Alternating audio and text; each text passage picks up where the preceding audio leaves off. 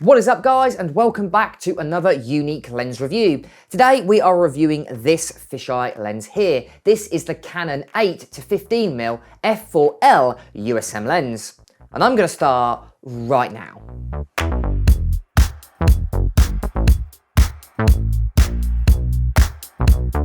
Ultra wide angle prime lenses are great fun to use, and I've actually reviewed quite a few on this channel already, but none are as wide angle as this one. This has a minimum focal length of 8mm, which is actually a true 180-degree field of view, which means you are going to be taking circular photos with very bad barrel distortion. But is this lens worth buying? Because Canon are asking a hefty price tag. So let's find out in this lens review.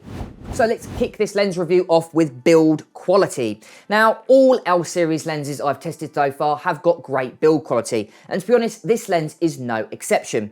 Now, when you pick this lens up, you'll notice how lightweight it is, and that's because of the element construction and the optical formula, only having 14 elements in 11 groups, which is actually a lot lighter and a lot smaller than the Canon 11-24mm f4. It has a similar focal length, although this is wider, and it has the same aperture of f4. Now, what makes this lens unique versus all other lenses is the field of view. It offers a 180-degree field of view, which is far wider than most other lenses on the market, including the Canon 11-24mm. Now, because of that, it's got a very strong bulbous front element, which means it doesn't have a lens cap. You've got this lens kind of cap on the front, which is actually connected to the actual lens hood. So to actually utilize this lens fully at its widest of 8mm, you're gonna have to take this lens hood off. It doesn't work with it. And it will, as you can see, it's got this very strong bulbous front element, which is very delicate. If that fell nose down, I can't imagine how expensive it would be to replace. So do be careful of the front element. But overall, the rest of the lens is really strong. You've got this kind of premium plastic construction with two rings. You've got your bottom one, which is your zoom ring, and then the top, you've got a fairly small focus ring. Just due to the size of the lens, these rings are quite small. You've also got a focus window in the middle, and you've also got an autofocus to manual focus switch. But if you go and have a look at the other sides, you've also got a limiter switch as well. This is designed when you're using this lens on APS-C cameras. So overall, I really like the build quality. The only caveat is that bulbous front element. You can't protect it with a UV filter because it doesn't have a filter thread, and it is very, very expensive to replace, so you have to be careful. But overall, I actually really like the build quality. Weather sealing and pretty much a full metal construction. So overall, I'm going to be giving this lens a 9 out of 10. So next, let's talk about the all-important image quality. If you're buying a lens of this price point, image quality has to be paramount. Now, because of this lens's incredible focal length, it is pretty much a fairly single-use lens if you're interested in just doing 180-degree fisheye photography. Making this lens actually quite interesting to use. You can pretty much use it for anything. Portraits, landscapes, you can even use it for food photography. So to be honest, the possibilities are endless, but you have to be interested in that specific type of photography to actually utilize this lens. If you're wanting to use it for like the front cover of Vogue, maybe the 8mm might not necessarily be your first option, but let's go and have a look at the sharpness of this lens to really see and really put this lens to the test. So at f4, the center of the image is incredibly sharp. You've got great amount of resolution and good amount of detail, but because of the nature of this lens offering a 180-degree fisheye field of view, the corners are incredibly soft. And I find that you really have to step this lens down to actually achieve the sharpness that you want in the corners. So at f4, you can really see the contrast difference between the center and the corners. So if we go ahead and step down to f5.6, the corners do become a little bit sharper, but the overall center of the image stays the same. And it's the same for when we step down to f8. Again, very similar center sharpness, but the corners are dramatically sharper with a lot more resolution and a lot more contrast. In fact, you really have to step this line down to between f11 to f16 to get the true sharpness you deserve from the corners. Although, as you can see, you've got this very strong kind of blue fringing on the edge, which I'm guessing is just the corner of the optics. But I guess you could technically crop that out because, again, this is a circular image all the way at 8mm. So what's the story at 15mm? Well, again, very strong sharpness in the center, wide open at f4, and you can see, again, the corners are a lot softer. But if we go ahead and step down to f5.6, you'll notice they get a lot more contrasty and they're a little bit sharper, but you really have to step down to beyond f8 to truly get the sharpness you deserve out of the corners. So if we go ahead and step down to, let's say, f11, the sharpness is razor sharp in the center and definitely better in the corners, but I would say this lens really does perform well at around f16, which is unusual for zoom lenses. So overall, I think the sharpness of this lens really is good at higher apertures, but at f4, the corners are very soft. So quickly moving on to distortion and vignetting, and yes, this lens has distortion. In fact, it has got the most barrel distortion of any lens possible. Again, it's a 180-degree fisheye. That has to be possible to get that field of view. So at 8mm wide open at f4, you can see the distortion is crazy, but the vignetting isn't actually that bad. To be honest, there is very little.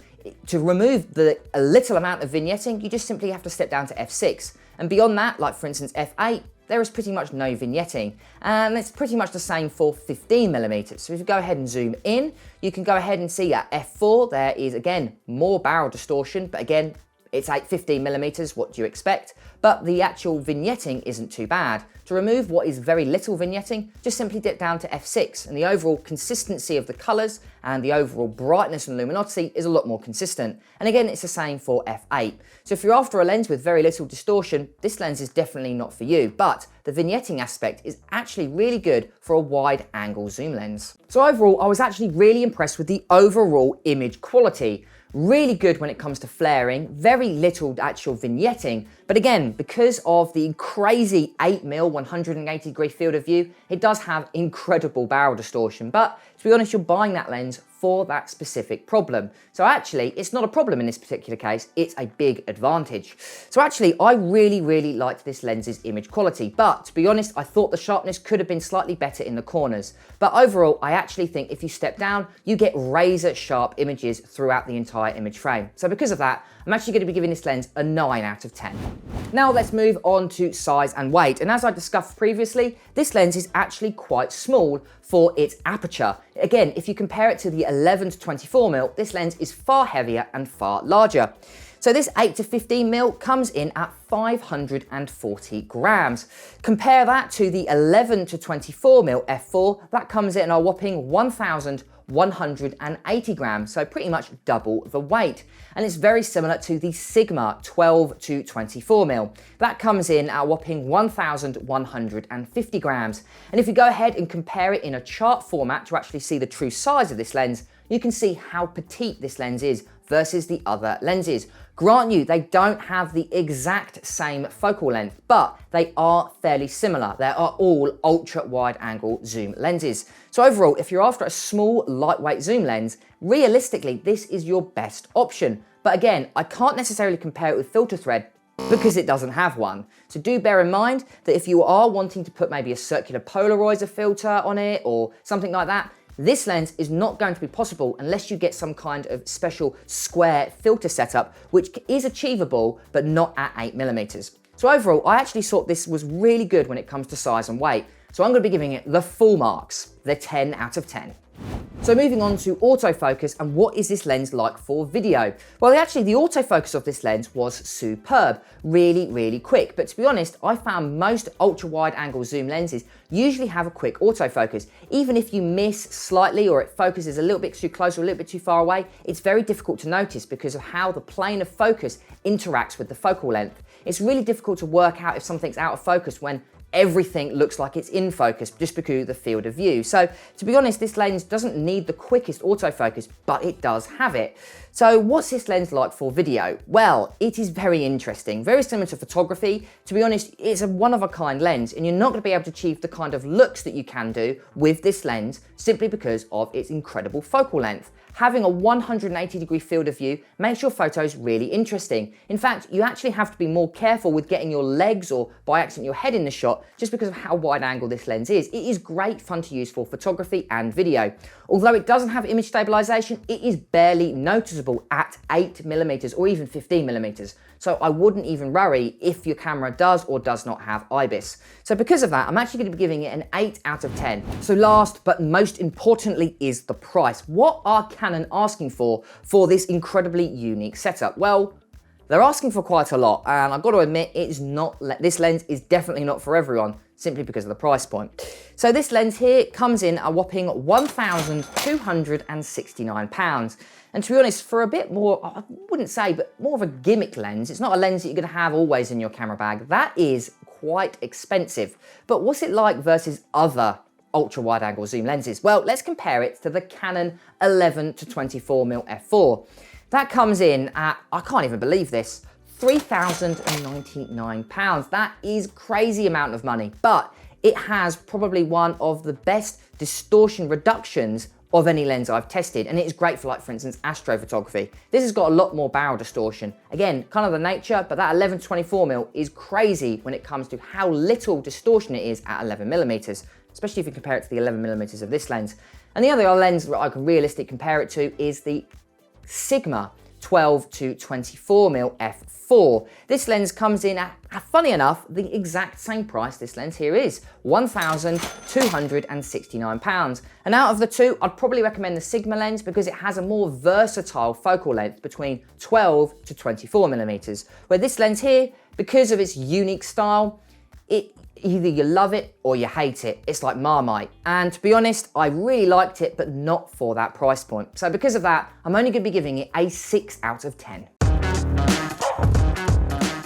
Okay, so let's move quickly on to pros and cons to work out, is this lens truly worth a spot in your camera bag? Let's go and have a look at the pros first. So firstly, this lens has got great build quality. Although it's got a very delicate front element, the overall rest of the design of this lens is great, and it comes with weather sealing, great for landscape photographers. This lens is razor sharp when you start to step down anything beyond f8. The overall center of the image is sharp straight out the gate, but to get the true sharpness out this lens, step down between f8 to f16. This lens is also really small and light as well. Again, it is by far the smallest and lightest ultra wide angle zoom lens you can get for Canon EF mount. This lens is also far cheaper than the competitor Canon lens, the 11 to 24mm, pretty much a third of the overall price, which is crazy. Okay, so let's go and have a look at the cons and why you shouldn't have this lens in your camera bag. Firstly, it's just that bulbous front element. It is very, very delicate and you can easily damage it. And because of that, because of the field of view, even if you scratch the corners, it will probably still appear in your photos. So you have to be careful with this lens. Again, to do with the bulbous element, there is no filter thread. So if you want to use a CPL filter or a neutral density filter, not with this lens here. This lens has also got quite bad color fringing, especially in the corners. It has these blue and purple lines appearing all over the place. The only way to remove it is to step down to around f16. And this is an L of an expensive lens, and that is what the L really stands for. It is very expensive and far out of budget of a lot of photographers for realistically what is a very gimmicky lens. So as you can see, there are a lot of pros, but there are also a lot of cons as well. And you really have to work out, do you really want a 180-degree fisheye lens actually in your kit? If you do, then realistically, this is pretty much the only option out there. It is great fun to use, but it is definitely not for everyone. So let's go and have a look at final results. So, what was this lens like to use? I must say I loved it. It's definitely not something that I'm going to be having in my camera bag because an 8mm fisheye lens isn't something I'm necessarily going to utilize day to day. But if you're interested in ultra wide angle photography, look no further than this lens here. And I must say, because of that, it did score quite high in my tests with an overall score of 42 out of 50. This really did excel when it comes to the image quality, but the also size and weight. Far sharper than I was expecting, and also far lighter and smaller as well. Just think how much smaller and lighter this lens was versus the 11 to 24mm. It's kind of bigger brother. So this lens really is great if you want it in your camera bag, but you have to think about it. It is quite expensive and it's also quite a specific use lens, and it's definitely not for everyone. A bit like Marmite, like I discussed previously. You either love it or you hate it. I loved it, but definitely not for that price.